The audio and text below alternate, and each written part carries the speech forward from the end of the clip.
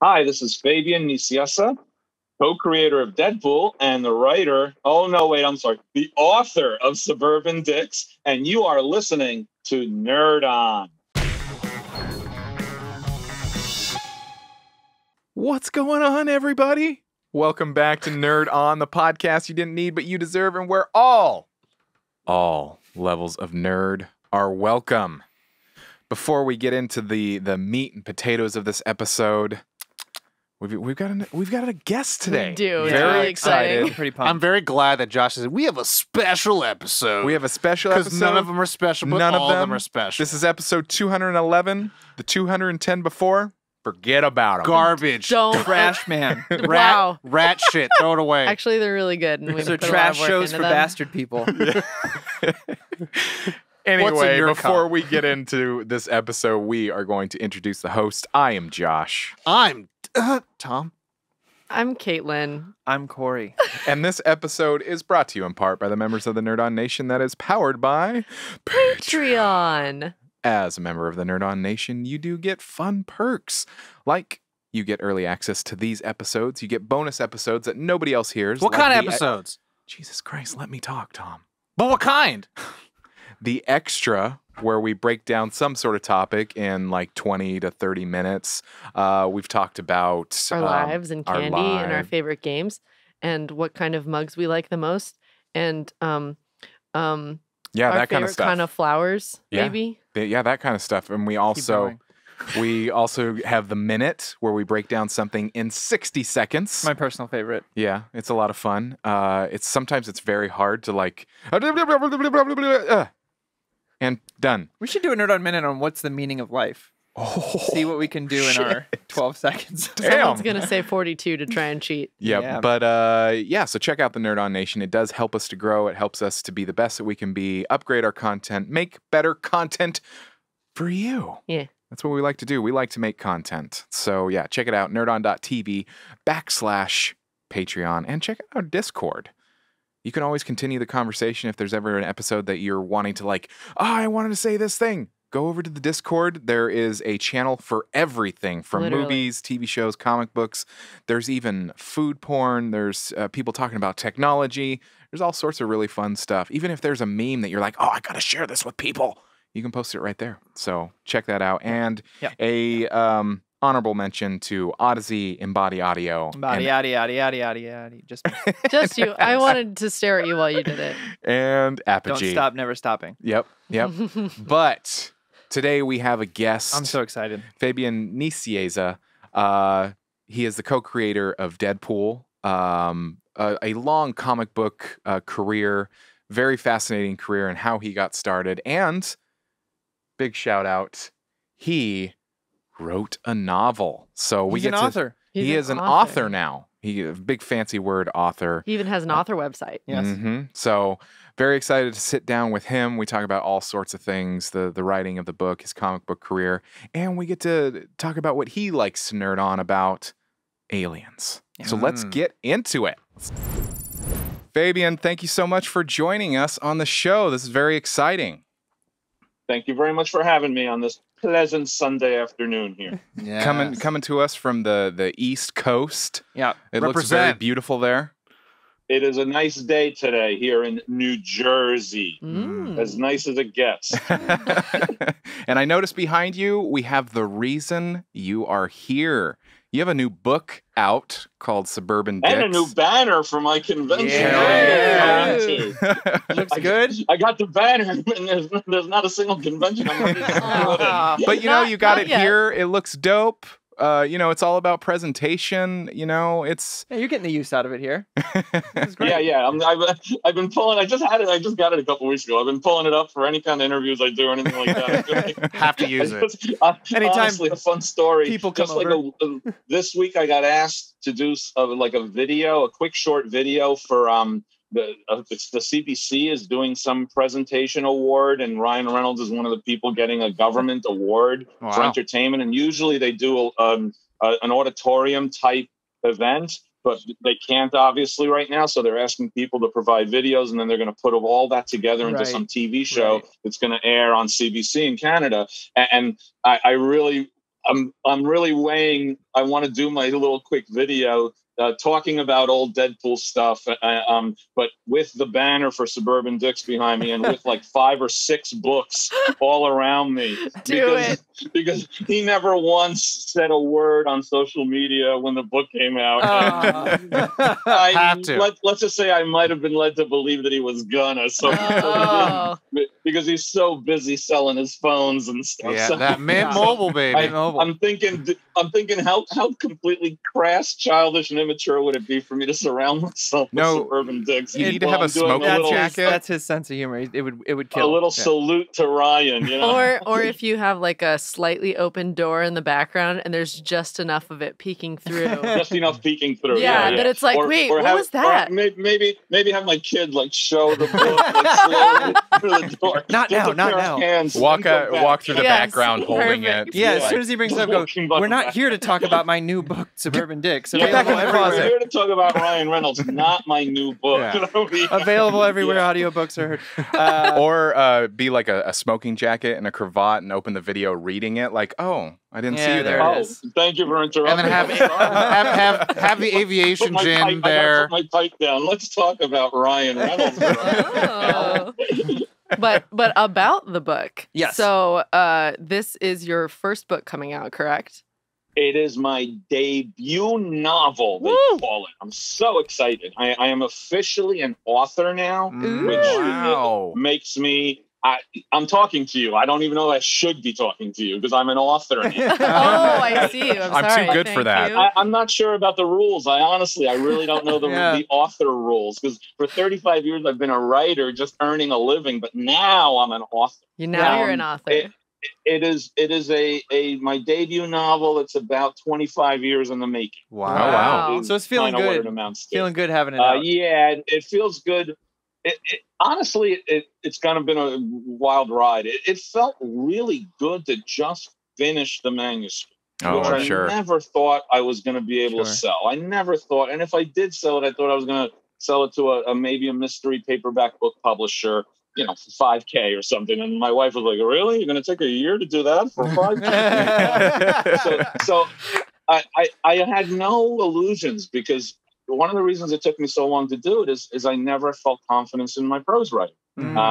I just never liked what I wrote, and I tried a few times, and I would just trash it.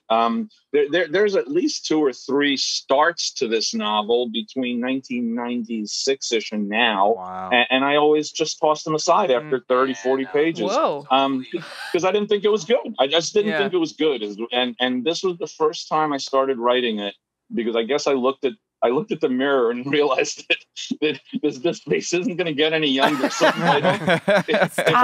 if I don't do it now, when am I going to do it? Is really what I was thinking. We're our own worst critics, man. But no, but I'm also. I mean, I've also been an editor. I've done a lot of stuff in 35 years. I have a pretty fair ability to objectively look at my own stuff and say when I think it's better than other times, when I think it's crappy, when I think it's really good, or I'm sad, and at the very least, I'm really satisfied with it. So I think I had a pretty fair estimation of my own prose, and ultimately, it was not my own prose. I realized later it was me trying to write the way I thought I needed to write a book, or the way I thought a book should sound. And maybe at one point 20 years ago, it was really bad James Elroy, you know, and I've said before, there's nothing worse in this world than reading bad James Elroy. So those were the things that didn't click for me. This is the first time I wrote it. And I think I just realized a combination of time and experience and not giving 2 fucks, quite frankly. It was really just me writing what I wanted to write, how I wanted to write it. I had no editor. I had no destination. Wow. I had no idea who was going to read it. So ultimately, this is one of the few things I've done in 30 plus years of writing where I didn't have a landing point. with something. Almost everything I've ever done has been on schedule. It's paid work. It has expectations that other people have of it. Not even the audience necessarily, a company, an editor, et cetera. So I just did what I felt like doing, how I felt like doing it. And the further along I got, the more I got comfortable with it.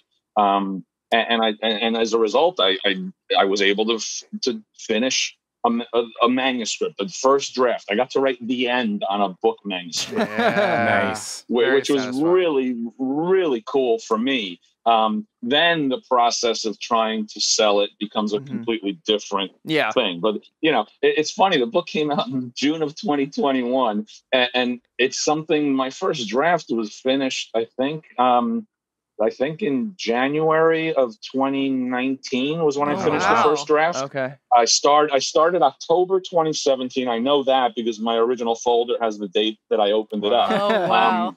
And I think I finished it in January of 2019. And it wasn't that it took me so long because I'm a slow writer by any means. It took me so long because it wasn't my primary thing. For an entire year, it wasn't the only. I had paid work to do, and I had other stuff. So sometimes I'd go a week or two with only hitting the keyboards for maybe an hour or two. Wow. So the writing process was really rewarding. The self-editing needs not as rewarding. Very educational.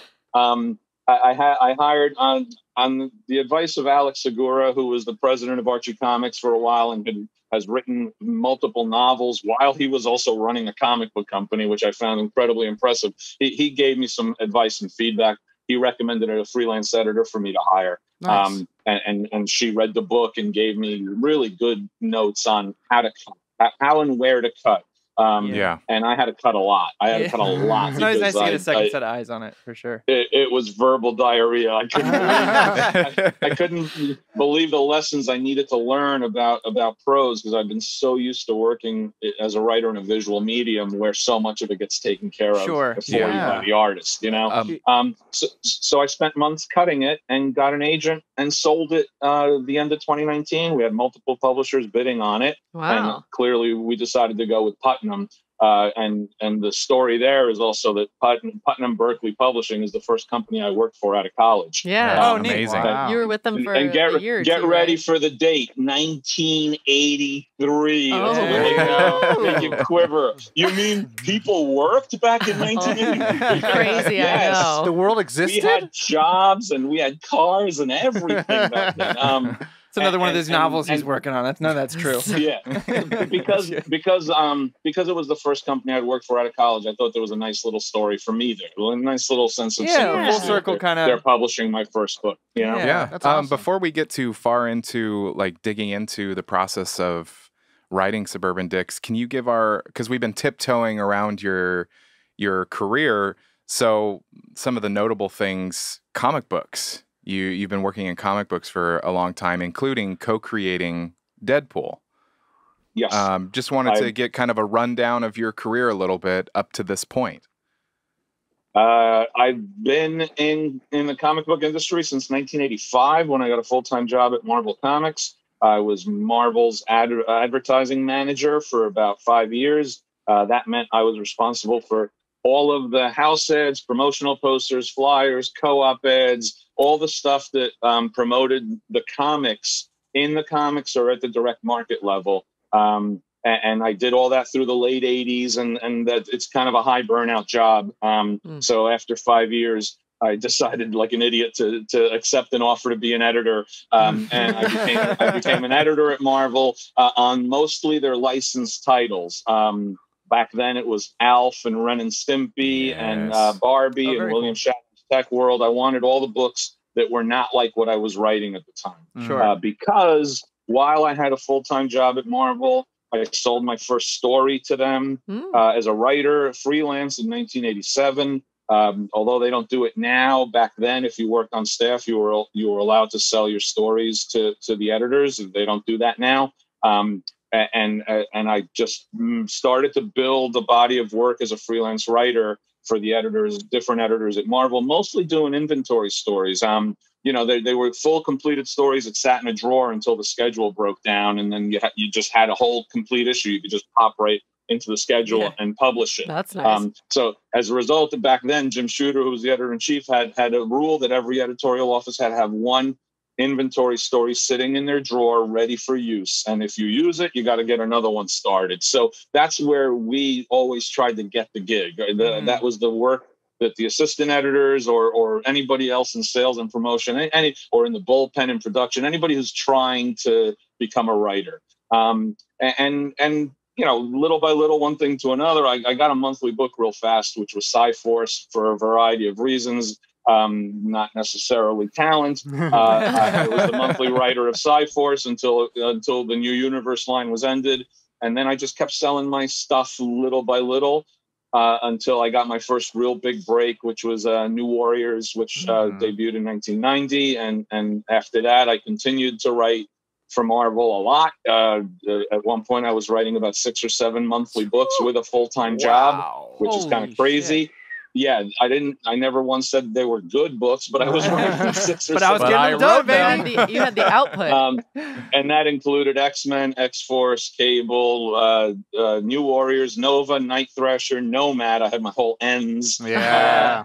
I also wrote the Deadpool limited series, the first one at that time, called The Circle Chase. I was writing a bunch of annuals also at the same time. So all of that concentrated insanity was roughly between 90 and 95. And then I really pulled back and scaled back a lot because I wasn't suffering an emotional breakdown, but I was certainly suffering from exhaustion, I think. I was going to say, that doesn't sound sustainable long term. Yeah, I just started to quit one book after another. I got fired. I only got fired off one, which was nice. Nomad got canceled. I quit Cable. I quit Night Thrasher. I quit Nova. I quit New Warriors. I got fired off X-Force, and I quit X-Men. So there's your 7 titles. There you go. And all of that happened like in a couple of years span. And then I became editor-in-chief of Acclaim Comics, which you know is Valiant Comics. Yeah. But there was a short window there in the mid to late 80s where they were purchased by video game company Acclaim Entertainment, who renamed the comics Acclaim Comics. So I was the editor-in-chief there, and then I became the president and publisher a year after that. But I was only there for a little over 2 years, and I initiated the closing of the company basically because we were not generating the revenue that we were supposed to be, and we weren't going to be generating that revenue either. And I didn't want to lie to the parent company, even though the parent company was asking me to lie. Oh my gosh. Because if you present a budget and the parent company approves the budget, then the shareholders see that budget and they all nod and they pat each other's back and the stock stays solid. Oh man! And then you don't get in trouble until a year or two later when you don't make those numbers. Of course. And I didn't. I kind of at that point I felt like getting in trouble then, not 2 years later. Let's just get this done with. Let's band-aid this thing, right? I basically initiated the process by delivering a true budget. Wow. And that sounds so bizarre. Fascinating. It was great though. I had to lay off 23 out of 30 people, and many of them friends, and many of them people I'd known in the industry for a little while. And it was a really good group of people, all of us working together there. But we were not going to sell. I knew we weren't going to sell, so I wasn't going to lie. Yeah. I learned a tremendous amount. But I walked out the door in '98. With no job in front of me. I was done. We relocated from Manhattan to Long Island, where the parent company was. I gave it 4 months to resettle the remaining employees in a makeshift comics division. And after 4 months, I think it was June or July of '98, I walked out the door and I was done. The rearview mirror, like I'm leaving Glen Cove, Long Island, and it's in my rearview mirror, and I'm like thrilled. Out of here. And that was on a Friday, and on a Monday, Marvel called me up and asked me if I wanted to write a new Gambit book. And I had nothing at the time. I didn't, honestly, I was lucky I didn't need to work that Monday, but I realized I have to do something. Yeah. So I said yes. And then all of a sudden, I guess I was a freelance writer, you know?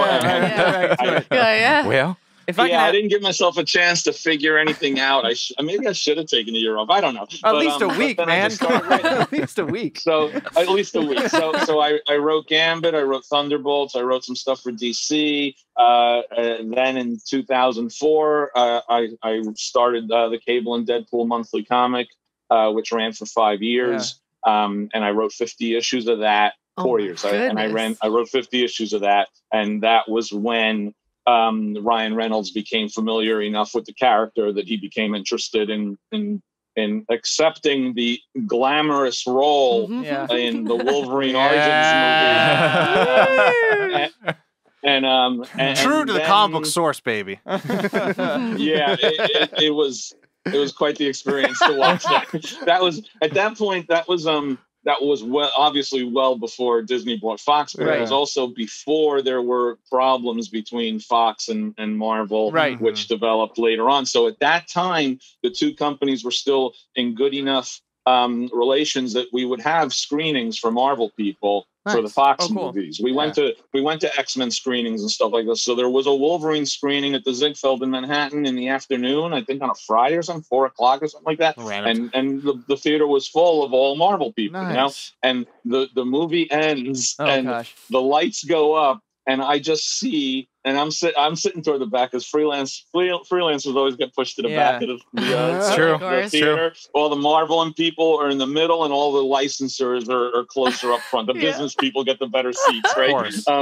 And I just see dots of faces from people I've known for 10, 15, 20 years, all turning their heads looking for me, just so that they can go like this. Sorry, what did they do to your boy? And you're like, what are you gonna do? I didn't write it. I didn't direct it. I got no control over it. Sure. I left the theater, and all I was thinking was, oh well, there goes any chance of ever getting a Deadpool movie. Wow. You know, never say never. We all thought, man. Never say never, baby. I gotta ask. The difference for you guys, though, is you all thought we'd never get a Deadpool movie. I guess that's a bummer. I like Deadpool. I thought we never get a Deadpool movie. That means I don't get a check. Yeah, right. It's a little added. Because when there's a Deadpool movie, I get a check. Sure. Right. Yeah. The dynamics are slightly different. It's like kind of skewed for you to care a little Nerd bit on more. fanboy. Yeah, right. So a little bit less invested for sure. So true. That makes sense. Yeah. I gotta ask. With all this writing, where did the seed of being a writer get planted for you? Like, when was that a realization? You know what? I started reading comics, or at least looking at comics, when I first came to the United States. I was four and a half, 1966. My brother recognized Batman and Superman from the TV shows we watched in Argentina, and asked my parents if we can get the comics. And we had very little when we first came here, because my dad had to find a job when he came here. And then we came after a few months after he got a job. But the comics are 12 cents, so that was okay. They could spring for a comic or two at 12 cents a pop. And we just really became enamored. We fell in love with the entire medium, the storytelling through visuals. We learned how to read and write English a lot faster because we were reading the comics. Fascinating. And my brother and I always drew, because my father was an engineer, but he was an artist too. He did a lot of sculpture work, and he did a lot of painting work, but more as a hobby than anything. But so he never discouraged our art. My brother drew, and he's 3 years older than me, so I drew too. You know, he kind of understood. I try to top him, of course. And by the time I was 10 or 11, I was already like writing stories or telling stories, and I realized I wanted to be a writer, and more than an artist, because I never thought I'd be good enough. Quite frankly, I probably thought it was too much work to be a good artist. So I never developed. I never developed enough as an artist where I could do it professionally by any means. But I developed enough as an artist where I could put something down on paper to show the artist what I have in mind. You know, so I've done a lot of cover layouts. I've done a lot of advertising and promotional poster layouts. I did. And it was just to give the artist the idea of what I have in mind, and let the professional draw it properly, or paint it properly. And I've also designed a lot of character costumes and things like that in my time. Some better than others, but I've always done that. So I've always thought visually, but I really liked the telling of the story, the creating of the characters, the plot. And when I distinctly remember when I was in high school, I was reading a book. It might have been a Stephen King book, or it might have been a Clive Cussler, Raise the Titanic book. And I looked at the author picture, and I thought to myself, wow, he's an old guy. Stephen King's probably in his mid to late 30s. Right. But I'm like 14. I'm going, he's an old guy. I guess you have to be an old guy to become a writer. You're not, and in my feeble little teenage mind, what that meant is you're not gonna get handed a writing job at a high school. Sure. You're not even gonna graduate college and look in the New York Times classifieds. There were classifieds back then in a newspaper. You actually had to read the job listings. That's so in weird. a newspaper. It's like an iPad, right? It's like an iPad, a little bit. It's kind of like a paper iPad. Yes, Wow. it is. Interesting. Crazy. And there's not a single classified in the New York Times that said novelist for hire. Right. Yeah. I was like, hi, I'd like to be a novelist, please, preferably science fiction fantasy. Thank you. You have anything for that? I realized at a young enough age that it made a difference in my outlook, that you got to get a job. So how about getting a job in a career that gets your foot in the door or close to the opportunity to become a writer? You figured that out early, man. Some way. Yeah, so my major at college was communications, Rutgers University. Yeah, that does come up in the book. Yep. I communications, public relations, and advertising was the core track that I went to. I tried to get a job at ad agencies out of college, and I couldn't get a job because all they wanted was assistants who knew how to type, and I honestly couldn't type. I'm a writer, and I type really fast, but I'm not a trained more of a typist. Creative brain part of you, right? Yeah. Yeah, and technical. fast fingers, really fast fingers. And as a result, I got a job in paperback book publishing at Berkeley Publishing in the production department, which was kind of like almost the lowest of the low you can get. And I realized, okay, I got my foot in the door. I will try to become a writer once I get the lay of the land. But I'm 23 years old. Back then, we didn't think we needed to become billionaires by 23. Back then, we thought your starting salary out of college is $9,500 a year. Wow. Getting to 11.5 is a step up. You know what I mean? Wow. So that's literally how I started. And I was at Berkeley for 2 years. I went from production to managing editorial, and I was about a month away from starting to do some spec manuscript work, sample chapters to show the editors who were responsible for the serialized genre books that we did under pseudonyms. So there was a Nick Carter spy series and a Long Arm and Gunsmith Western series. And they came out with a new one every single month. They had maybe 4 or 5 or 6 different people writing them. Gotcha. And it's all under a pseudonym, so you're not getting credited for it. You don't necessarily want credit for some of those. Right. And I thought, this is my way here to break in as a writer, because if I do it, they pay $500, which is honestly nothing. But when you're making $10,000, $500 is $500. Right. You Yeah, know? a lot. And it's the foot in the door. The most important part is it opens the door. It shows the editors that you're professional, that you can put words together, that you can put stories together. Your deadline. You understand. You hit your deadline. They see you understand the character. All of that kind of stuff. And I was about.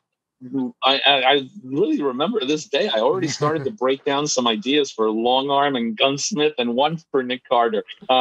Because I kind of really wanted to do a Western. So the first two are Westerns. And I found out from a friend at Berkeley who had a friend working at Putnam, which was the hardcover sister company, hardcover, softcover.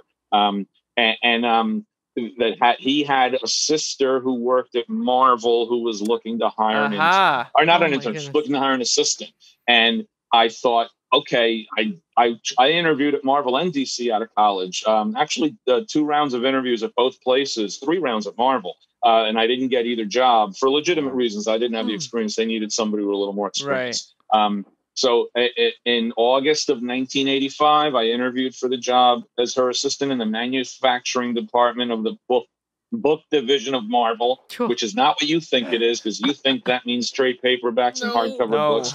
But they didn't even have those back then. It was the Fisher Price licensing line of books, which was coloring books and sticker books and activity books. And no, that's not what I want to do. That's not my goal. But again, you got to get your foot in the door. So she hired me to do the job. They were actually paying a whopping $14,500. So I went from 11 to 5. It's a big upgrade. 5. Yeah, we're rolling in the money here, guys. Oh yeah! Oh my gosh! I'm just naked in bed, rolling in like $6. Yeah, that tracks. A bed full of money. I had like 6 bills spread on the bed. Couple quarters, yeah. Yeah. Well, the quarters were a little problematic, but anyway, so I got the job. I went. I did it for 4 months.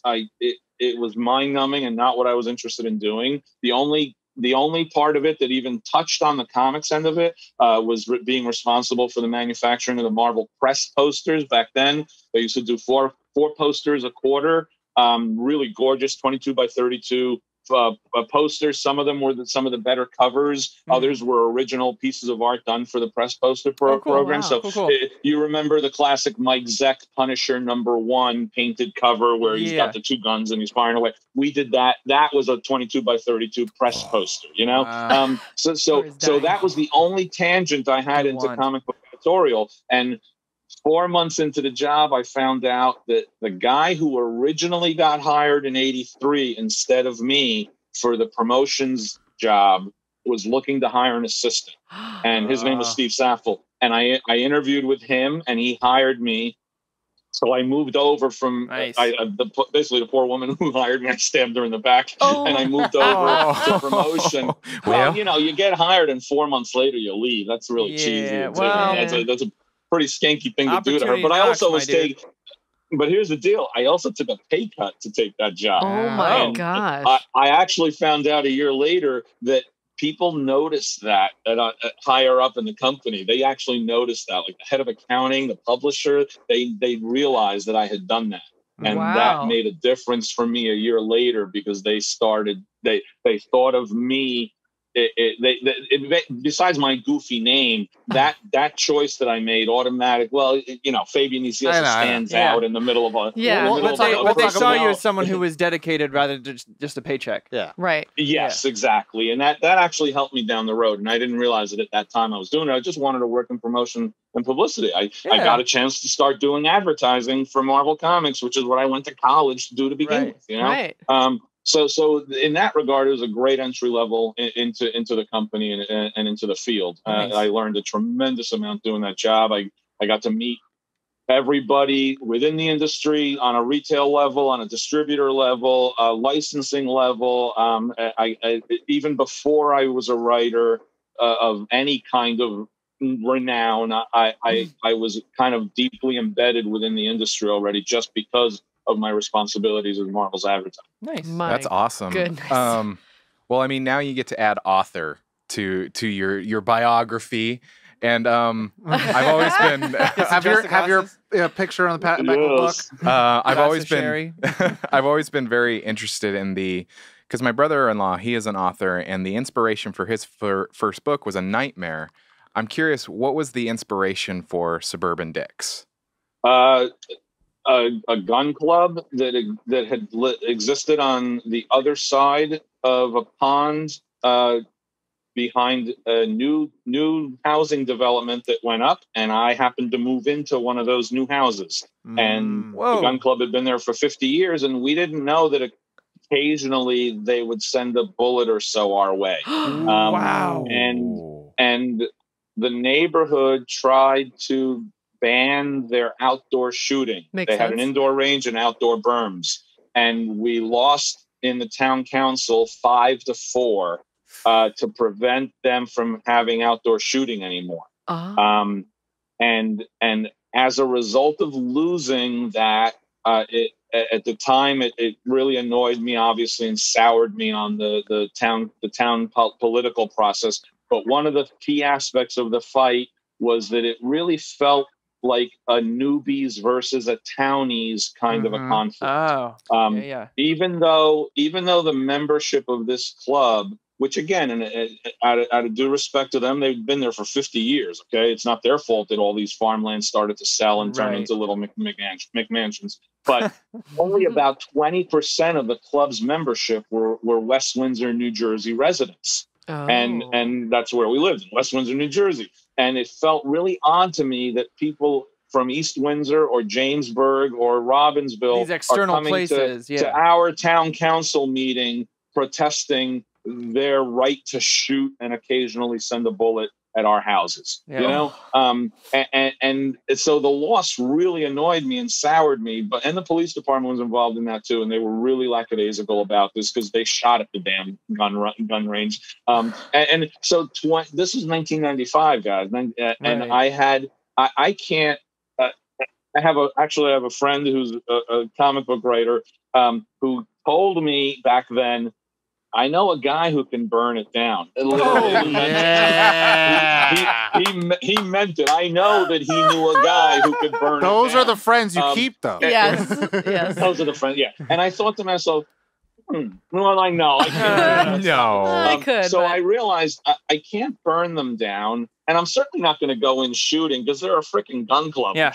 But I can come up with a story where I get revenge. Just me, you know, and that was the Classic impetus therapy. of that book right there.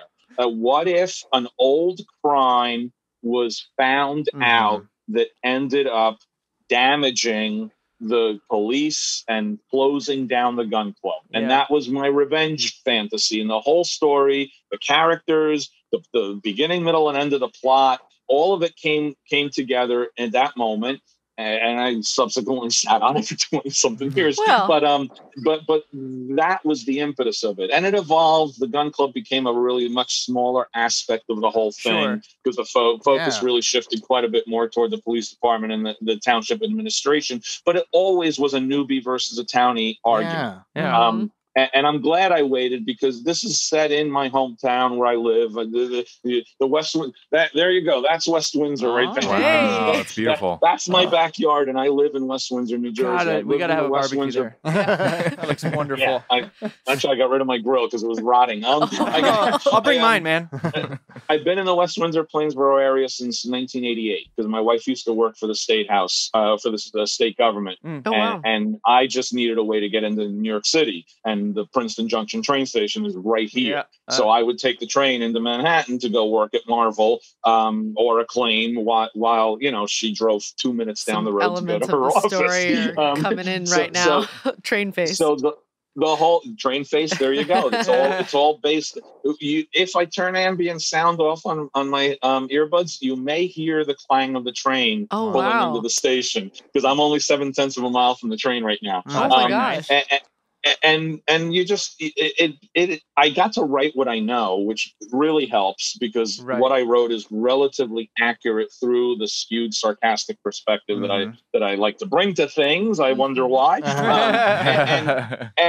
But having waited as long as I did, I think was definitely for the better of the book because the town itself has evolved more in keeping with what I needed it to do in order to make the story even more They did pungent. it for you. They did it for me. Like in the 90s, we were maybe 30 to 35% Asian population. I think we're closer to 70% now here. That makes a big power. And my kids grew up in a school system with a lot of diversity regarding Asian population and Hispanic population, even Russian and European population, less so African American population in this area. But it all helped kind of inform the book in a good way. It helped inform the tension, which is bad tension, but it informed it in a good way. Right. I was the soccer coach driving 7 kids. Once they started to get older and the parents don't feel like traveling to the games anymore, the coach has to drag the kids along. So I'm the one in the minivan with 7 kids in my minivan. And quite frankly, I think all 7 of them were different cultural backgrounds, you know, and I'm a fly on the wall. I'm just listening to them talk the entire time and picking up whatever I can about the little buzzing. Authoring the whole thing. And absorbing it, really, just absorbing the perception. My dad said, or my mom said, and this teacher said, and getting a little bit of a flavor for how the different cultures are perceiving, and not mostly through the parents' eyes and the adults' eyes, because the kids are kids. They don't care. They're in 7th grade. They don't give a rat's ass what race you are, what nationality you are. They're all just friends playing soccer together and having fun. It's only when we become adults that we become stupid. So, which is ironic, since kids are so stupid anyway, because they don't know anything, but they can't even balance a checkbook, for crying out loud. But they're really much smarter than we are about that kind of stuff. And that's where I absorbed all of that stuff and threw it all into the book. Yeah, I had to shout out, just because in the book, I'm doing the audiobook. I have like 2 hours left, and I was just like, I have to give you props, because I am a Southeast Asian man with a long last name, and then so having South Kananamthan in the book, I was just like, you were doing a service for us, making sure, like, because like the long, and I love when you said about like the funny name, where I'm like, yeah, like sometimes that's just like a detractor for people to like, I don't want to read your name, like, because it's hard for people to approach it. And then having, going through the book and how much you mentioned South Kananamthan and the family, and then I was just like, it's really cool hearing how like all of your surroundings have informed this. And I kind of wanted to know a little bit why choosing to, surround it around like an Indian person. And then I do like the townies, because you have these two people who are the protagonists, and they're kind of like, they're also kind of like the one last ride, because they have a history, and then they're kind of still going against like the establishment in a way. So it felt really, really cool. So I was like, I wonder where all of those things kind of came in from you. Honestly, it's all fictionalized from aspects of reality. I wanted a gas station attendant to be killed. Every gas station in our town, of which there aren't that many actually, because they limited the amount of gas stations we can have in our town. There's like, I think there's like 2 or 3 gas stations. All of them are Indian-owned operations, right? And all of the workers are I think Indian. I don't know if they're Pakistani or Indian. So that was logical to be the impetus to start the story.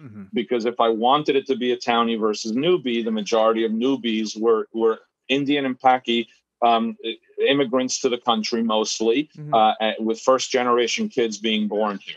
That was back in the 90s. You have to take into account that what you're reading today, although it was written now, had been originally developed in over 20 years ago, and then percolated on and off over 20 years. So there's an original gestation of it, and then there's a manipulation of it to take into account any kind of changes or anything I've learned, That time is affected, essentially.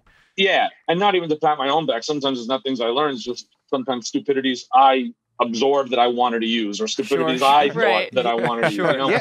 And I got Satku's name out of a phone book. It wasn't even a family friend or anything like that. Some of the names I drop in there are people that I became exposed to on and off over the last 20 years. There's a character named Satwika in there who becomes Andy's friend, and she actually plays a much bigger role in the second book and hopefully in ongoing books after that. But Satwika was the name of one of the girls on my soccer team, and I think it's a great name, so I used it, that kind of thing. So that's where it was all being drawn from. The Satku's name came out of the phone book. I just saw it in a phone book by accident, and I remember it was the late 90s. And I remember seeing it in the old-fashioned phone book. You guys remember they used to give you a yellow phone book? Where you could rip the pages out of, right? Whoa. They give you a book. But they actually dropped this giant book. They were still doing it every year. They were just doing it every year. And by now we got our phones. We're like, just Google it. Yeah. I got the whole thing right here in my little hand. Yeah. Here's my phone book right here.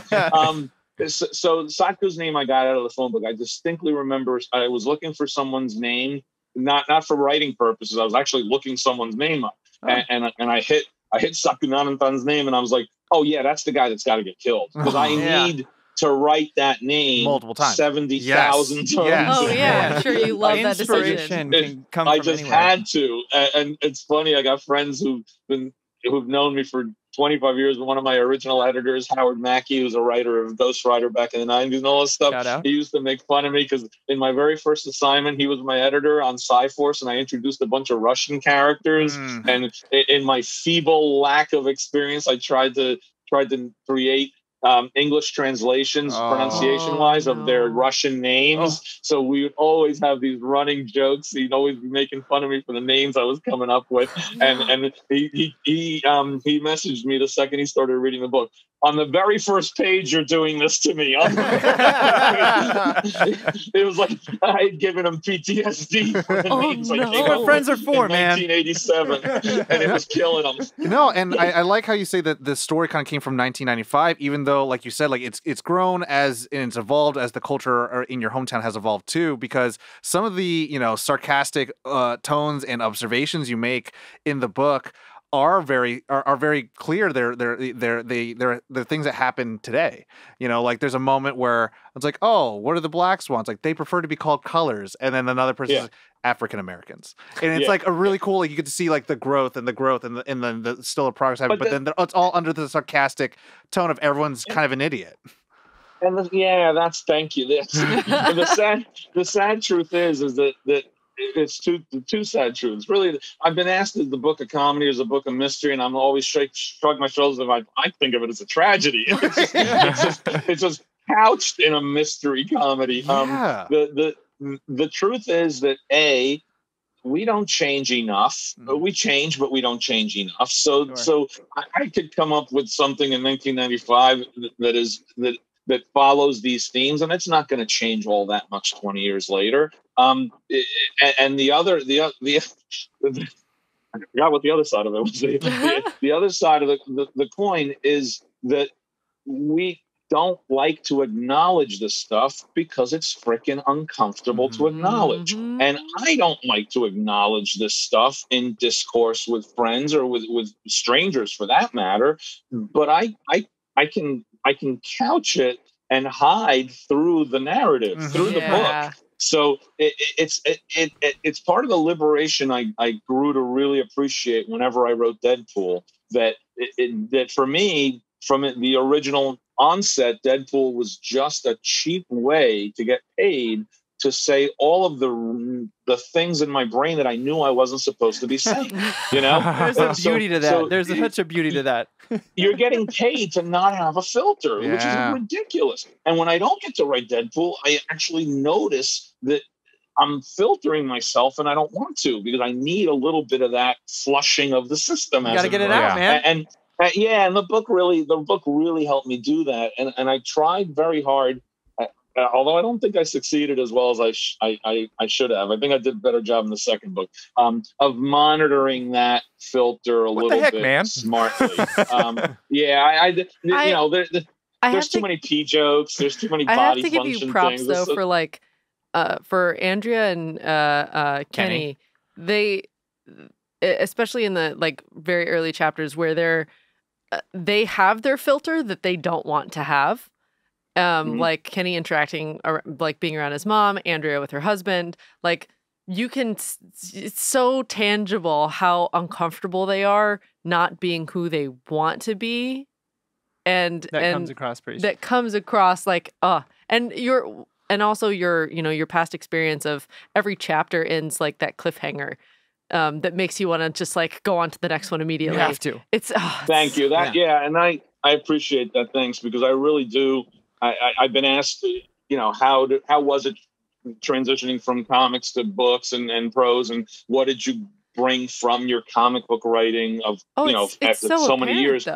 And to me, the two things that I found manifestly comfortable were dialogue and pacing, chapter pacing, because the rigid limitations of comic book structure. With your page count expected to be what it's going to be before you even start the job, it's going to be 20 pages or 22 pages, what have you. That means X amount of scenes that you can include in an issue. That how you have to roll over your scenes in order to keep the pace going, and you need to end it in a way that makes you want to buy the next issue. Right. and you know, that's evolved a little in the last 15 years because of the advent of trade paperback compilations being such a big draw to how people read the work. But the truism still stands. You want to end it on a cliffhanger, not literally, but on something that makes you want to read. And I've gotten a lot of good feedback from people. And then, honestly, I read the book myself a few weeks ago in hardcover form, and I hadn't read it for months. After the book publishing is very different for me, guys. I'm so used to a comic book coming out every month, and you're already regurgitating the next one before the lesson's even out. But book publishing is such an elongated process that you go through multiple galleys, and you're checking and rereading your work. And it was almost painful to me until I got over the hump and I realized what I had to do. But at a certain point, I didn't want to read my own work anymore. I'm just like, this is just enough. I'm starting to hate it. I gave it at least, I think I'm probably about 5 months since I looked at the book, and then I read it in hardcover, and I was reading it like I would read a book, and mostly in bed at the end of the day. And I honestly was reading it. I feel it's so pathetic. I'm saying this. I feel like a little boy. I'm like giggling. I got to the end of some chapters, and I said to myself, just one more chapter. I'll just read one more chapter. And I wrote the damn thing, and I still wanted to read one more chapter. And my editor, Mark Tavani, who's great editor at Putnam, and he handles shout out, and he handles a lot of authors, and the fact he's been saddled with me is a whole nother matter, but he handles a lot of if he's listening to this at any point, it's his own fault because he wanted to buy the book. He told me that the pacing is really strong. It is. And it's interesting because he told me that the pacing in the second book isn't as strong. And I know it's not. And I knew it wasn't while I was writing, because the themes of the second book are very different than the themes of the first book, which it lends itself less to like cliffhanger chapter drops and more to questioning / contemplative chapter drops. Because the themes of the first book are white flight and white fear of cultural change. The themes of the second book is still defying boredom of marriage in suburbia. I wondered. Not to prejudice the book, but it's about the numbingness of the day-to-day repetitiveness, week to week, month to month, kids of suburbia, kids being on a crime scene, all that stuff. So the murder really involves the inspection of marriage, not only Andrea's own, but of her friend who she thinks is the killer. Of her friend's husband dies, and it's a heart attack. He died of a heart attack. Why does Andrea think that her friend killed her husband? And then we go from there. But so the themes of the second book don't lend themselves to the same kind of pace. But just having finished the line edits this week, I'm still happy with it because I'm glad. It's a different book, but it's the same. It's the same overall tone and feel to everything, because it's the same characters, same setting, same everything. I want to give you a shout out for just how you write in general, because a lot of books can be about a thing and they'll talk about the thing. And then he said this thing, she turned and there was a thing. They said this thing. Everything that you read in this book has life to it. The tea that she drinks has a life to it. The van that she drives has a life to it. The gas station that they're at, everything is so, like your experience working with such a visual medium before is so apparent in your work because everything has that kind of graphic quality to it. I think that's what the prose thing you're talking about. See and feel and hear and taste like everything that's happening, which I feel doesn't happen enough. So I just really want to shout out that because I enjoyed it very, very much. Shout out. Again, I think that I really do think that's as much the comic book experience as anything else, just because you're limited by your word count on a per panel basis, per caption, per balloon. You kind of got to get to the point sometimes. And it's funny you mentioned that because one of the things that changed for me writing the prose is the realization that I didn't need to think like we were talking about before. I didn't need to think like an author. I didn't need to think that I had to devote 2 pages of description to a room.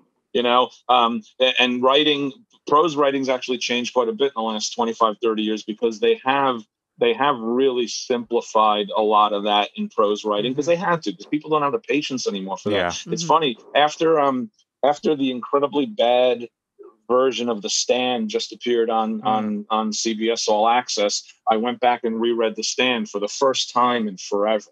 And I actually didn't realize it, but the one I downloaded was apparently a longer version of The Stand. Like an unabridged one. Like an unabridged. There's an even longer one. Additional 400 pages. It was the Snyder cut of the Stand. I mean, yes, it was the Snyder. Yeah. To your point, I was reading. Go ahead. Go. I was reading it, and all respect to Stephen King because he deserves all the respect in the world, but I'm going through 3 pages of a room description, and that room's not going to appear again in the book, because it doesn't. It's one of the houses in the Midwest, and you're like, holy crap! Why am I reading this? Why am I reading? I don't need to know the details of that room because he busted it out in a year. Yeah, right. I mean, I feel the same way about Tolkien. I love Lord of the Rings, and I'll read it every once in a while. But goddamn, has writing changed a little bit? Yeah, I'm afraid of rereading the Tolkien stuff because I don't want to change your have feelings my original thinking of it change at all. The dude can describe a rock for days. I mean, you really know that rock by the end of it. Intimately. You do. Yeah. You feel almost like you know it intimately. Mom, I'd like to introduce you to this rock. Doesn't have a name, but I know what it looks like. We are at a point where we can go to the next segment. Speaking of other works, right? Yeah. So we're gonna violently switch to the second part. Do you need a new banner behind me? Do I gotta go get if you have one, please. Where we're gonna. I got 2 others. Oh my goodness. Where we're gonna talk about something you can get your nerd on about. Yeah. Which was a film that you suggested. And what film was that, Josh? We're doing Aliens. Yeah. We're going to talk a little bit about Aliens. Yeah. We always would be the second Aliens. Yes. Not the original Alien. And not the Fincher one. Yes. No. Not that one. No. We always like to, with our guest, if anybody's joining us that is new to Nerd On the podcast, anytime we have a guest on the show, we don't want it to just be an interview. We want to have them get their nerd on and talk about something that they're a fan of. And when we were talking with the person that was booking this interview, they were like, Sydney.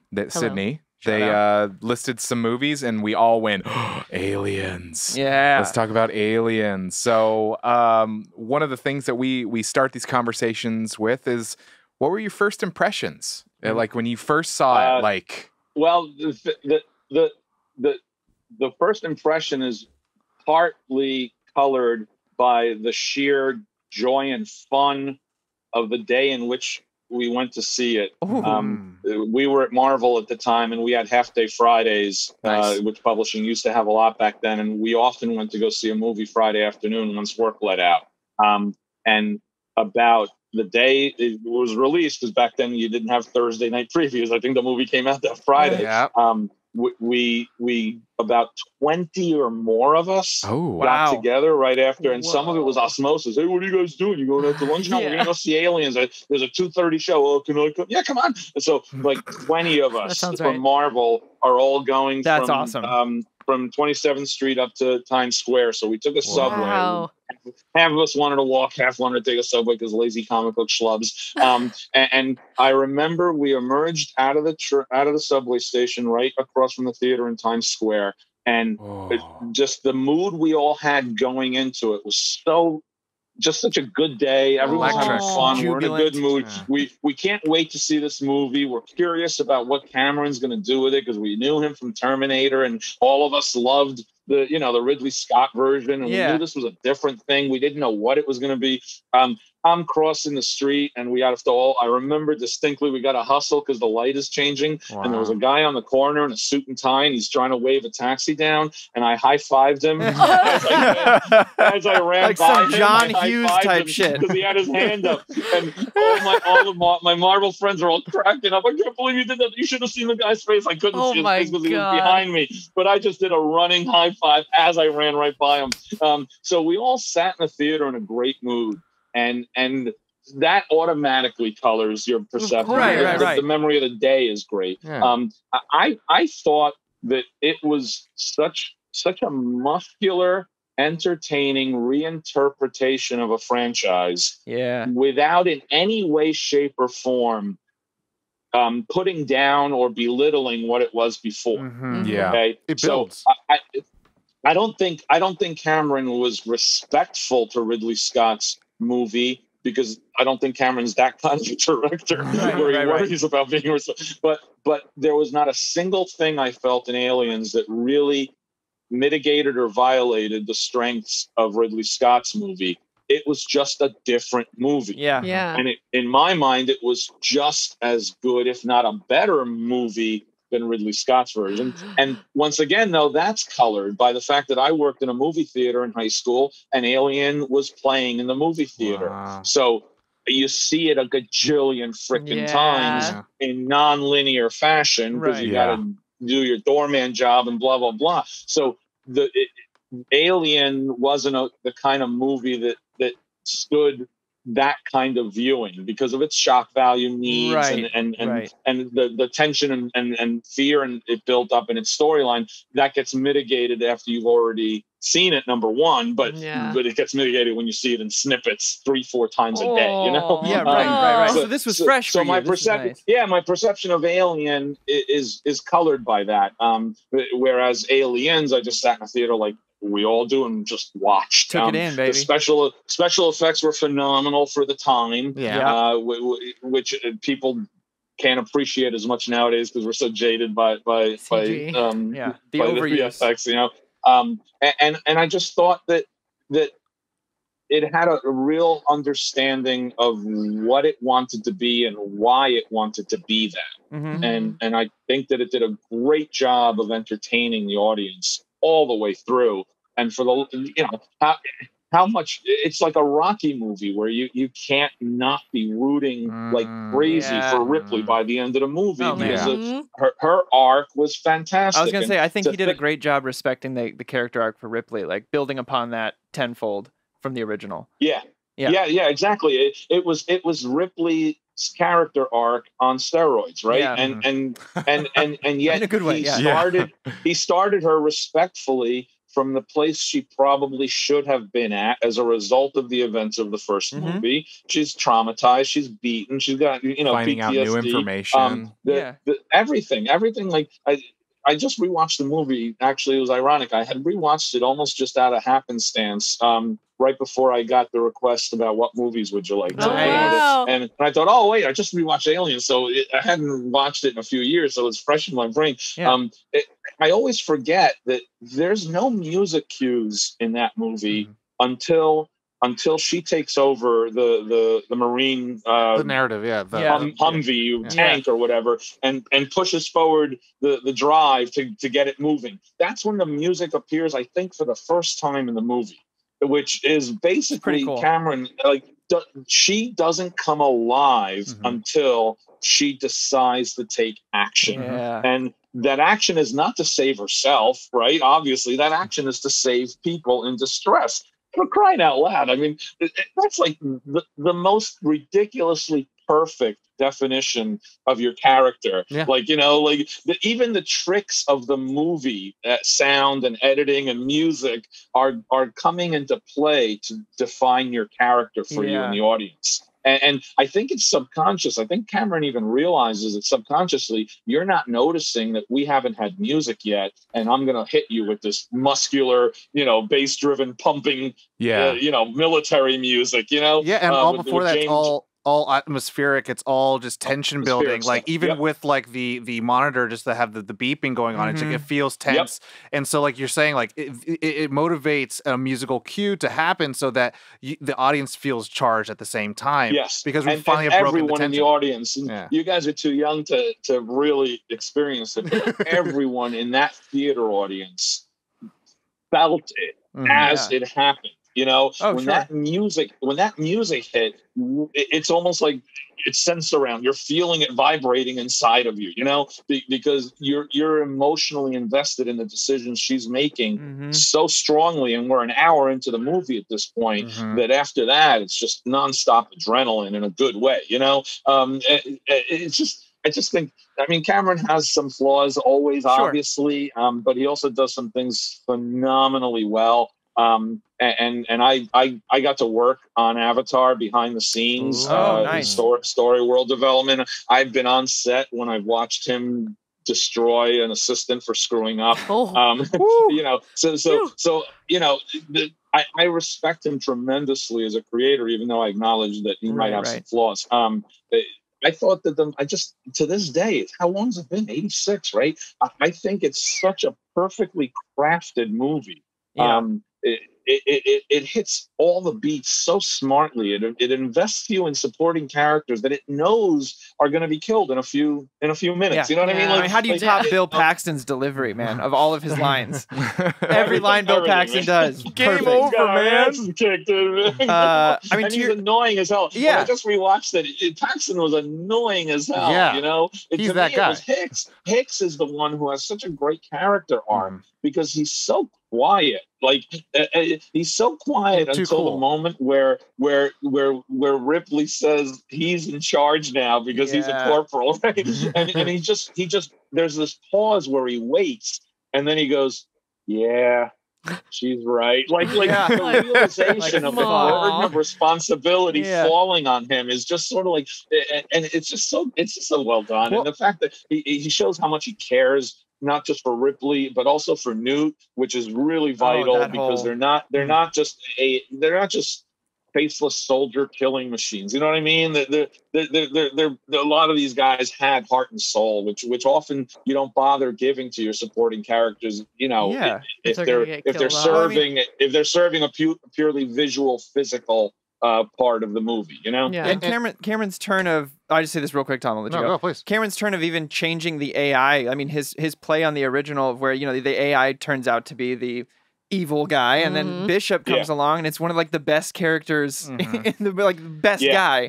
Is such a wonderful twist because I remember watching it for my first time, and there's that the knife scene where he goes nuts with the knife, and I was like, oh, he's gonna kill someone by the end of the movie. I know it. I've seen the first one, whatever, but it's just turned on its head. Like it's just such a wonderful twist to go, oh, hey, cut it out, man, cut it out. And I mean, it's utilizing a visual medium in such a way because I really like and you know, everyone waking up from their pods, you see how everyone responds. You know, the sergeant immediately puts a cigar in his mouth, but then when they're landing or they're doing the drop, and you see Hicks sleeping.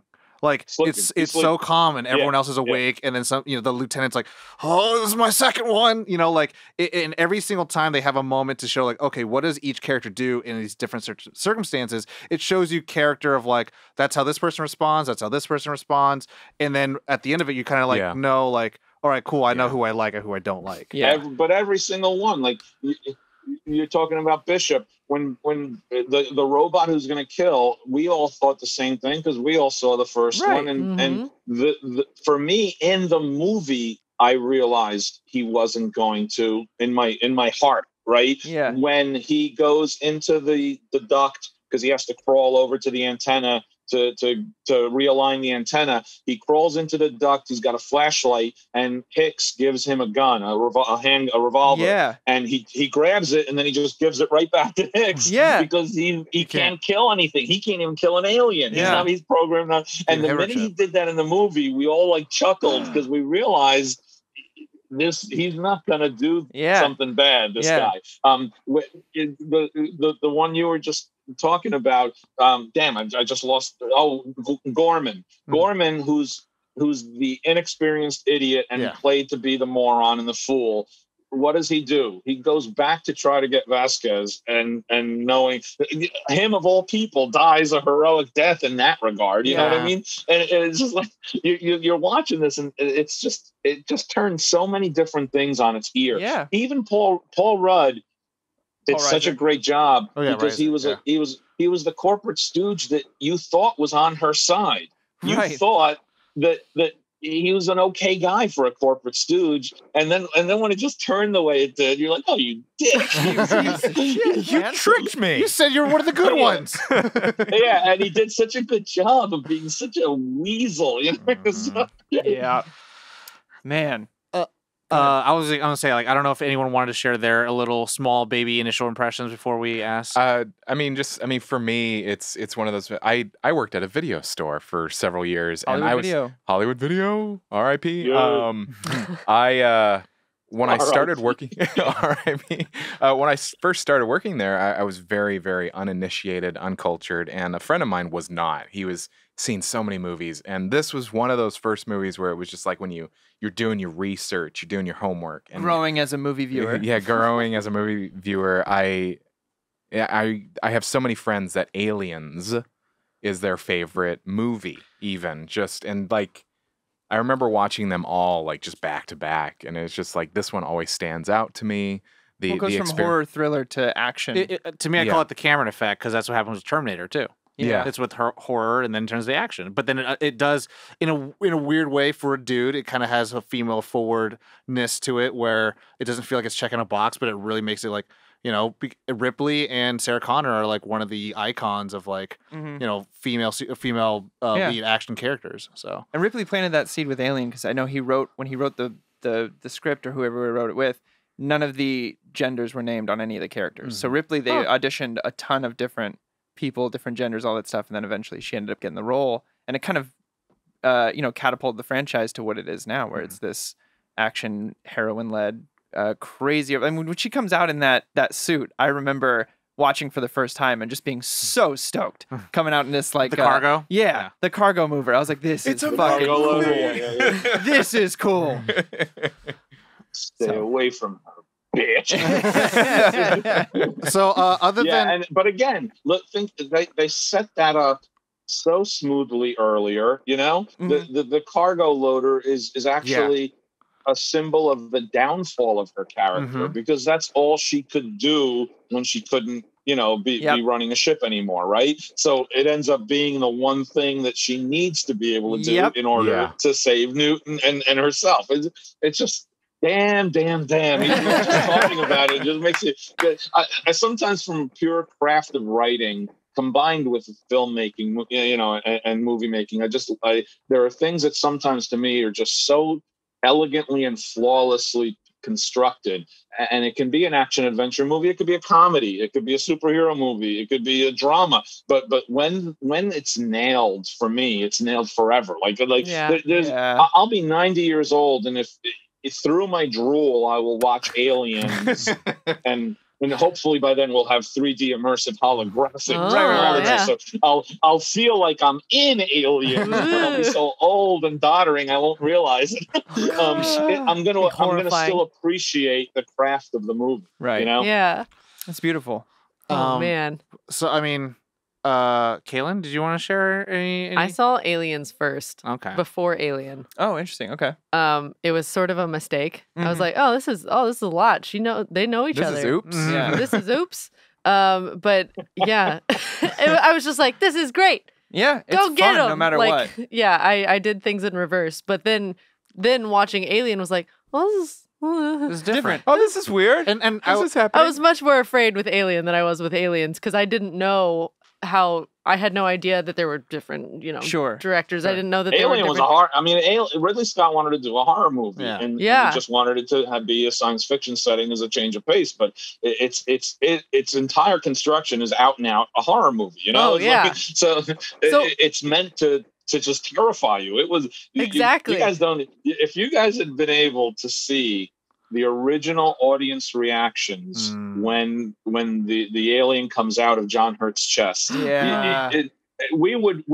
had it timed so that we knew when it was going to happen at every showing because we wanted to open the door. The doorman and the concession guys would run out from the concession thing. We'd open the door just because we wanted to watch. And every single time, it's Captain America holding Mjolnir. No matter what, every single time the audience just threw themselves backwards Oh in my disgust gosh. because and we're talking about back then they were bigger theaters, so it was like 750 people in this theater, and it was always Just- sold out all summer long. We had 2 theaters back then. One had Rocky 2 and one had Alien. Wow. Each theater, every show sold out almost all summer long. It was freaking exhausting to how many people we moved through the door every day. Gosh. And same thing with Rocky 2. Like any crowd pleaser movie, when he wins in Rocky 2, spoilers, he wins in Rocky 2. Oh no! The audience erupts in applause. Yeah. And when the alien comes out of John Hurt's chest is one of the greatest audience reaction moments ever. It's just like sheer horror and fear on the part of human beings who know they're watching on a screen. Well, and a movie but on a still, screen, man, you know? yeah. But when you're not expecting it, you're just like, oh my God. Some of the horror of the Aliens movies is something that we've already talked about, is the sound design and the soundscape of it. You feel, because when you're there, when you're watching the movie, you hear that hum of the machines and like every now and then the boom, and you're just kind of there. And then when something violent like that happens, you're like, no, I didn't expect that. And you're just like nervous. and because Ridley Scott's a genius, like I think so many directors would have just had it burst out in one gross big pop, right? It actually tore its way out of John Hurt in the first movie. And that required multiple sound effects of flesh and cloth and bone all mixed in together, being pushed 2, 3, like I think it was 4 or 5 times before the little worm guy shows up. And then it's not, a party wants to go, oh, what a cute little baby alien. But at the same time, metal teeth. John Hurt's just acting his heart out. Rib bones splayed out all over the place. So there's also, I don't know if you noticed this, but right before when he starts choking, one of the guys goes, come on, the food's not that bad. Yeah. And it's one of my favorite lines. It reminded me a lot of when the second film, when Ripley finds out that she's with an artificial person. Yeah. And then it's like, must really not like the cornbread when she throws the plate off. Yeah. Like, it's the little things. It's referencing it, but not doing the exact same line like Hangover 1 and 2. Yeah. But I also, I do have to kind of mention with like Alien 1 and Alien 2, where I kind of trying to bring it back a little bit to kind of like your conversation of pros. Like the really cool thing that happens in Alien 1 is that it's very atmospheric and that you get a very good feel of the ship, the Nostradamus. And then in Alien 2 or Aliens, it's much more like you're seeing patterns. You're seeing good setups. It's like, oh, this is going to show up later on, like the cargo loader. The illusions of Ripley becoming a mother, things like that. Like her face getting cross-faded into the earth, like Mother Nature, and it's like, wow, like James Cameron is operating on a psychological level, not really kind of making the same atmospherics, but he's doing that with sound design. He's hijacking your brain a little bit. Yeah, it's really, really cool. 100%. I would say, like, to his point about the music, he totally hijacks your emotions in that. And he's also like kind of pushing it forward with like, I feel like just having the entire Marine crew there just like opens this giant wormhole or like a can of worms of like character and dialogue, which you kind of get from some characters in Alien. Not much. Not as all of it was pretty much imposed too. Not as much, other than the cool. Yep, nope. Yep. Can you say anything other than yep or nope? Yep. But other than Ripley, Fabian, who would you say is your favorite character? Oh yeah, we do have favorite characters on this show. So. In Aliens. Probably Hicks. Hicks. I just think Michael Biehn, and he actually was hired after they already started shooting. Oh. I didn't know that. Yeah. They actually shot with I'm blanking on his name, but he's been acting. James Remar. James Remar was originally going to play Hicks. There's even a scene of the Marines when they're going to get attacked by the aliens, but they're all working their way through the lattice work of scaffolding. A bunch of those shots was Remar. It's just from behind, so you don't see him from behind. Then they shot Michael Biehn a couple times and inserted him into the edits and stuff, full front. So Remar had done over 2 weeks worth of filming, I think, when he was having some substance abuse issues at the time, so they basically fired him. But I just think that I honestly thought Biehn was going to be a big movie star, and he never got that. But he's got some great. I mean, Tombstone, Tombstone. guys. Oh yeah. Johnny Ringo. But yeah, I would say I'll have to agree with that one. Either that or Bishop. Yeah. I'm a huge either one of those characters for me hits it home if it's not Ripley. Yeah, and I also like Dapone a lot too. I just just look into my eye was just Yes. That's like the great shut up Paxton. You just like I've heard enough of you already. And it's almost good that Apone got killed so early because that gave Bill Paxton the opportunity to just keep being shine. a whiny little baby. To just go over the top with it all, and I wouldn't have it any other way. Yeah, actually, I think I like Bill- Paxton for that reason. he was just, and so to extra. me, he has the best line in the movie for me still to this day. It was Paxton's line, and that's when Ripley goes, "This little girl lived here on her own longer than that. Maybe we should put her in charge." Because in another universe, like maybe one where I'm writing the script, Newt actually becomes the leader and she's in charge of everything. Of course, like I want it now. She gets hard ass at 8 years old. There's a comic offshoot somewhere there. Yeah. Ordering everybody around. That's the other thing. That's why David Fincher. It's going to sound strong when I say this, but David Fincher should die for what he did in that third Aliens movie.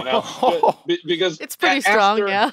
After the amount of investment creatively that was put into those characters on the part of the writers, the directors, and the actors to just unceremoniously have Newt die and have Hicks die when you open up. I mean, and I don't understand the hubris it takes to not understand what your audience hopes and wants and the aspirational aspects that all audiences bring to the table. He lost the audience in that movie from the very beginning of the movie. Yeah. Because we're all sitting in Aliens 3 and we realize that these characters that we rooted our asses for just a couple of years ago are now dead for no reason whatsoever, right? Everyone in the theater went, "Oh man, we got we got another 2 hours of this shit. Okay, 2 hours of this. Okay." Right off the bat, he lost me as a viewer. I know he lost a bunch of people I was watching it with because of that. I think there's actually a comic book that takes away that retcons. It doesn't have Alien 3 in it, and I think it starts with Hicks and Ripley, and I think they're looking for Newt again because they land on another planet. I think I'm pretty sure I remember there is like a non-canonized comic book. Oh, really? Check that out. What if Fincher never got this opportunity to direct this movie? I'm pretty sure, and I think they might have changed Newt's name, but like it's the same girl. And I'm not a huge fan of speculative what ifs and all that, but I might have wanted to take a tackle at that one. I feel it. Just to get my cheap revenge on the gun club. That's all I want. Josh, a favorite character for you? I mean, they've already been kind of talked about. There's a joy in that I like Paxton's character, but Bishop is always going to be like at the end when he like for a human. Yeah, when he just like when they just like you root and they're like, oh, they're gonna get away safe, and then what happens to him, and then everything with the airlock. I'm just like, you go, man, you go, you saving the day, man. Mine's Apon all day, all day. I love a hard ass. I love someone who's going to be a hard ass and is just going to push everyone to do it. And it tells everyone to shut up and get the shit together. Wow, I wonder why you picked that, Tom. It's so good. Such a good character. Because he pushes the plot. He pushes the plot. Like, things don't happen unless he says, everyone move out. You know, it's like, we're starting at, they say, 300. I was like, it's 0. You say 0. Yeah. You don't say, But that's just movie military. Sweet. Sweet. Well, Fabian, thank you so much for joining us. This has been so much fun. My pleasure, guys. It's been a lot of fun. Before we send you off into the world, tell our audience where to find you on social media and also find your book, Suburban Dicks. Suburban Dicks is available where all books are sold. Independent booksellers, preferably, of course, but all the other big, stupid box stores, too. Also available through all of the different outlets that will deliver it to your door and give Jeff Bezos a chance to go to space. So please purchase it. The second book, whose title is still TBD, which isn't a great title, so we're going to work on that, is going to come out in summer of next year. So more Andy and Kenny adventures. Nice. you can reach me on my author site. I have an author site now. I have to have an author website. It is www.fabiannicieza.com. Hopefully, it will be the most misspelled URL on the planet someday. We'll put links in the description. Sign up for my newsletter. I have one newsletter out now, which is basically the gestation of the book. But my second newsletter I'm going to be working on soon is actually going to be a little bit of a tutorial and include comic plots and scripts for people to take a look at. Oh, that's awesome. So they can see the differences between plot and full script, which a lot of people ask me all the time about, so I can just steer them to that from now on. You can also get me on Twitter at Fabian Nicieza. Please jump aboard if you want a little bit of self-promotion on my part and a little bit of politics too, because I do like to do that. Yes. And hopefully you'll be able to start reading my digital comic Outrage, which is on Webtoon, the free platform Webtoon. We had to take a hiatus during season 2 so that our artists could catch up, and we're working on it now. Half of season 2 already dropped, and we're going to have the back half of season 2 hopefully coming out by fall. They come out, the chapters drop once a week, so you really got to bank a lot of chapters before you can start again. But Webtoon is a free app to download, and it's free to read. All of season 1, which was 27 chapters, is free to read for Outrage season 1. Outrage is a character that emerges out of your social media device and smacks the crap out of you if you're being an ass on social media. That sounds amazing. He's a digital construct. Yeah, the season 1 started in 2018, ran through 2019, and now season 2, like I said, has been on hiatus. But the whole premise is that once the FBI wants to know what the heck this thing is, it's been appearing all over the country, smacking people around for being idiots. They want to understand what it is. And once they get involved in wanting to find out what it is, it becomes a kind of a mystery of who is Outrage and what is Outrage. But then the back half of season 1 is why is Outrage?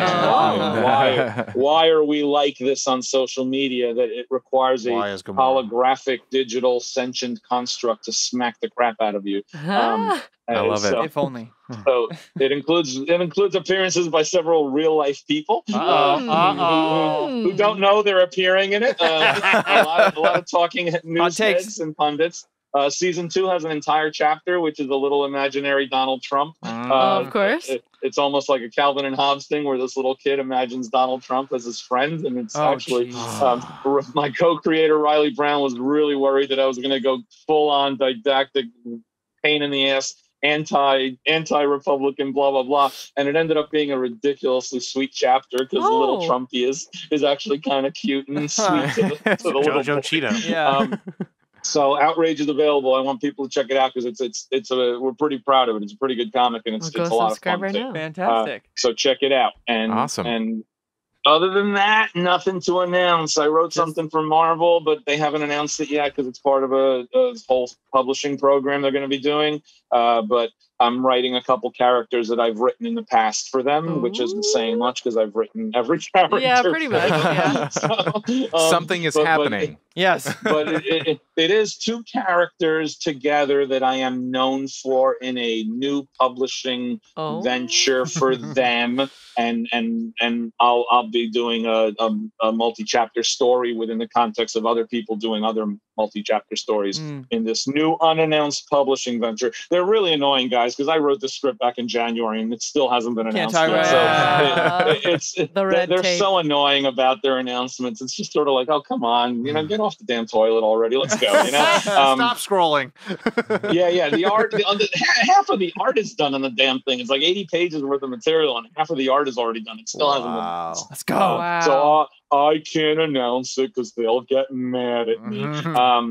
So that'll be soon. I hope it comes out this year. Hopefully it'll be soon. And some of the stuff I'm percolating that I can't announce yet, but I'd be glad to come back anytime. We'll have you back. We'll have you back, man. Awesome. For sure. Well, thank you so much. This was such a joy. We appreciate you so much. Thank you. You guys were blessed. You guys check were out great Suburban Dicks, y'all.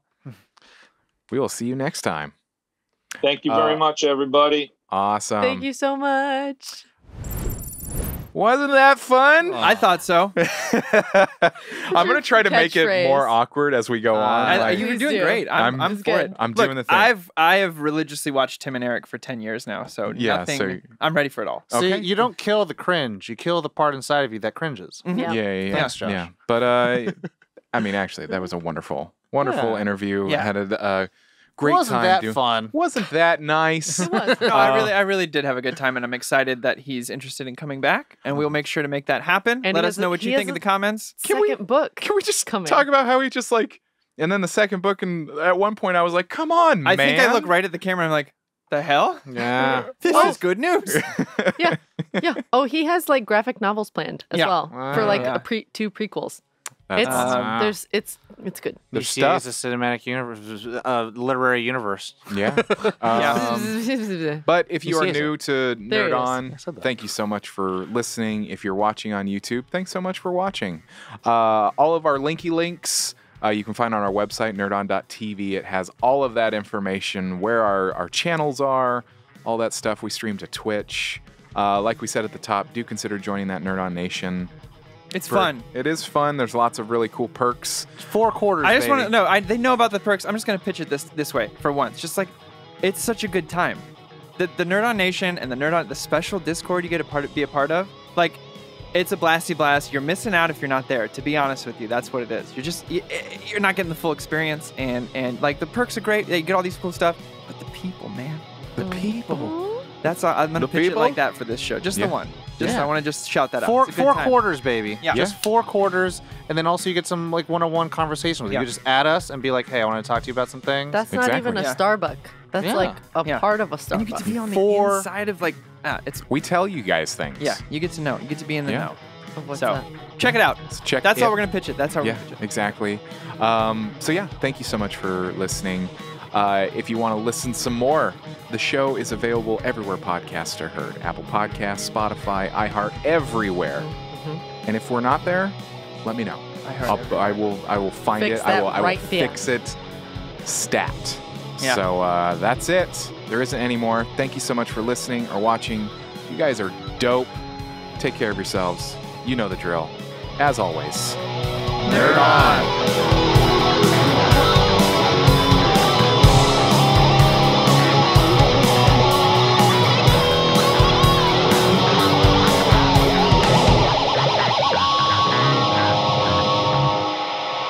Ending broadcast.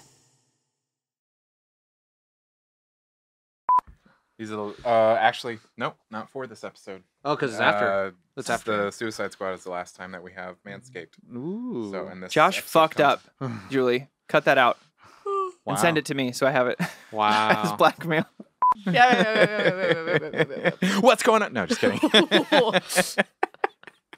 All right. Hi. Just want to loosen it up. Here we go.